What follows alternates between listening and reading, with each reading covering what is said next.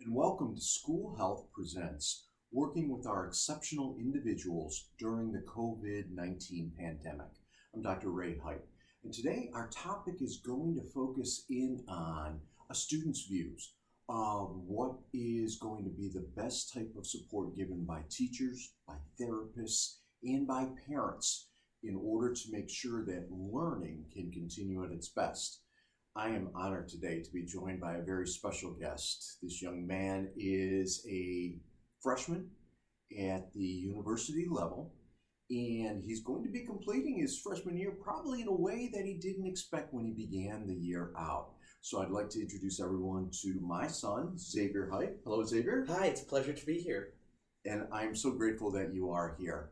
I want to kind of take everyone through what's happened realistically within the last 12 days. So we are filming this particular one on Sunday, March the 22nd. On March the 10th, Xavier received an email from Kent State University saying that they were suspending face-to-face interactions until after Easter. They were asking that students who could easily get home that week, please go ahead and go home. They were going to cancel classes the rest of that week, and the following week pick up with online classes. By Friday of that week, that had changed from hoping to come back onto campus for face-to-face right after Easter to we're going to be finishing the semester out in an online format. There will be no more face-to-face. At that point in time, too, it was suggested that as soon as you can get in and get your stuff out of the dorms, that'd be great. We'd love to have it done by the end of March. Well, that changed again last Sunday when suddenly they said in order to make sure that we are doing the right things, following proper protocols, please get in at some point this week, get all of your belongings out of the dorm room so that we can properly disinfect and make sure we're doing everything properly. So kudos to Kent State for handling things in that way. But imagine you aren't even to spring break yet and suddenly your learning environment completely shifts. Xavier, would you tell everybody, a little bit about how you're feeling about going into this, and then if you don't mind sharing what some of your peers are thinking about when we go into this? Yeah, so essentially when I first went to Kent State, I was getting ready for college. This was probably the last thing I or anyone could have expected to happen. But as the process has started, at first it's very overwhelming because it's a whole new change of perspective. You're going from months of how we've been doing it, a face-to-face interaction, seeing these people every day, to just like that, suddenly you're back at home and you're having to work online. And so, of course, it's a little overwhelming. I was a little bit anxious at first, trying to figure out how am I going to plan out my day, how am I going to be able to structure and get all my homework done, how am I going to turn it in.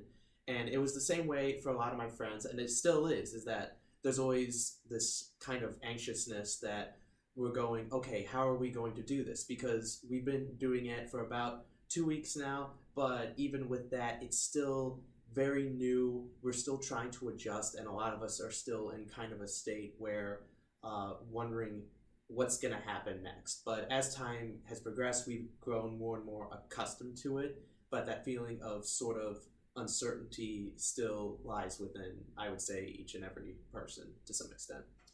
And that's an anxiety too. Thank you so much for sharing that, because that's important. That's an anxiety that I think not only are our students feeling, but of course we as adults are feeling the same thing too.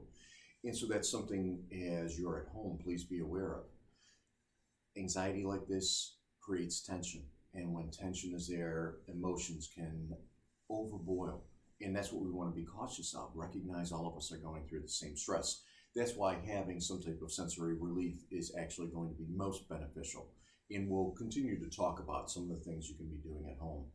Now, Xavier, you've actually had some classes online already. Tell us about those classes and how those have worked so far. Yeah, of course. So for the most part, classes have been done in one of two ways, which is either there's been some level of face-to-face using things like Zoom and Skype, Zoom being the most commonly used one, and Zoom is a sort of website where it's video chatting with like a huge group of people. And so essentially the host, or in most cases my teachers, have been setting up these Zoom accounts and inviting each of the students to log on at what would have been our original class times. And for said class times, we sit through the lectures and we do the activities as we normally done. We've also been using Blackboard a lot more often to either turn in assignments that would have otherwise been handed in, or see online texts that help continue our studies. So it's essentially trying to adjust to, again, the whole new using the internet as opposed to being in person, but still being able to almost have that sense of community that once was, both with interactions face to face, and some teachers who have used Blackboard to have us for some of our daily assignments just post in how are we doing, what are we currently doing now, other kinds of things, just to keep us involved and communicating with each other. And that's so essential. Communication. You're going to hear that, I'm sure, a couple of more times from Xavier. You're going to hear it from me often. Communication is the critical thing at this point. Xavier, I want you to share a story you shared with me because it just struck me. You, in using Zoom, and again, thanks to the folks at Zoom for making sure our schools had access to that over the next few months. That is so essential, and you've done a great job with that. Thanks to the folks at Google for what they're doing with Google Classroom, Blackboard, all of the groups that have turned around and said, no, we're going to step up for you guys. Thank you. That's how we work together in education. But you said something interesting to me the other day about how you were feeling and how much more comfortable things became for you when all of a sudden within Zoom you went to gallery mode. So tell me a little bit and tell our audience a little bit about that. Yeah, of course. So gallery mode is a special mode in Zoom. When you first open up, a lot of people, when they think of video chatting, they think of the typical, big screen person who's talking and then like individual people at the top. A unique thing about Zoom and possibly other video services is that there's a thing called gallery mode, which when you select to activate it, it instead takes that big photo of one person and divides it up equally so that you can see practically everybody with that same amount. So like it's a 5 to 6 row of just everyone who's in that class, all talking, all like looking at each other.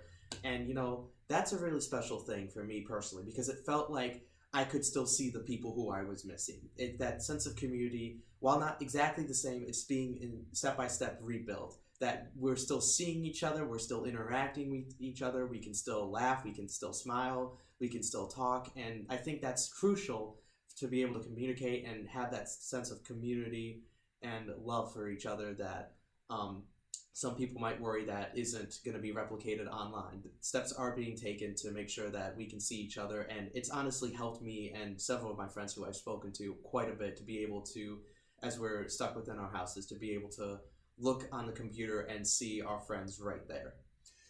And that's such an important thing. Again, that face-to-face component, it's reassuring when we see someone and we hear someone's voice and they're talking to us and working with us along the way. Another thing I want to share, thank you to the teachers who are out there who are doing this. Xavier described how his, at the university level, courses had been still operating within the standard time frames. I know that at the elementary levels and at our high school level, sometimes we're struggling a little bit with that. Please recognize that even a 10-minute interaction, if you're going class to class throughout the course of a day, or a 20-minute interaction at a couple of different times during the day is what's going to be essential. Allow students some of the time to work together and allow them to connect, whether you're doing breakout rooms within whatever platform you're using, or you're having them communicate via phone or some way else. That's an important thing to remember as we go into this too, that communication there.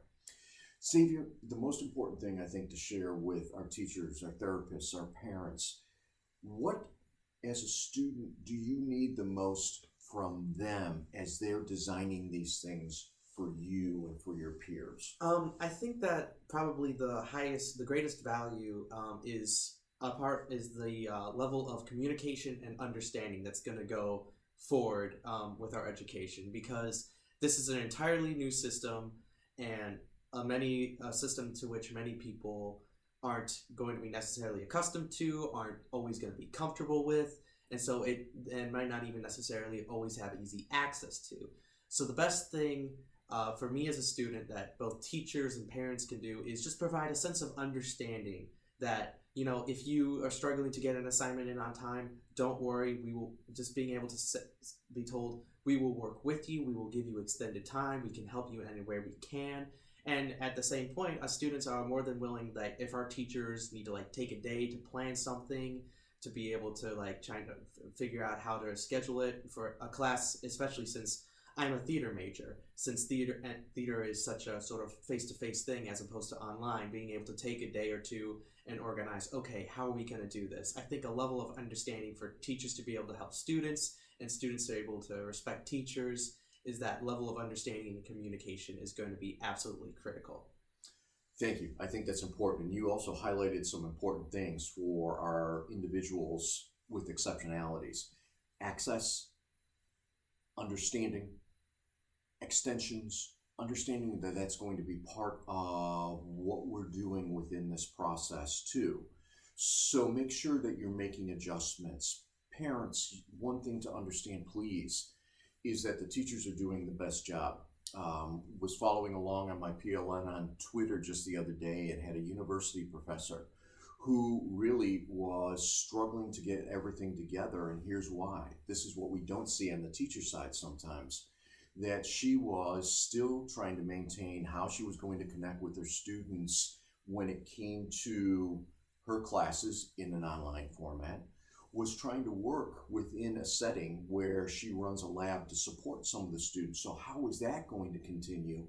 Oh, and by the way, she's got 3 children, 10 and under, all in school. So how is she going to spend time with them too? So parents, please also understand that teachers are doing yeoman's work right now in trying to adjust things so that they make sense in this format, and sometimes having to be exactly in your shoes too. So we're all working together on this, and we're coming through it. We will come through strong. As you move forward, communicate, work, understand that there is no wrong way right now. There are just ways that we're going to get that learning. Those of you who know my background is classical languages. Education comes from the Latin educo, which means to lead forth. We're not trying to shoot information out at our kids and have them recite it back to us. Rather, we're leading forth that learning coming from them.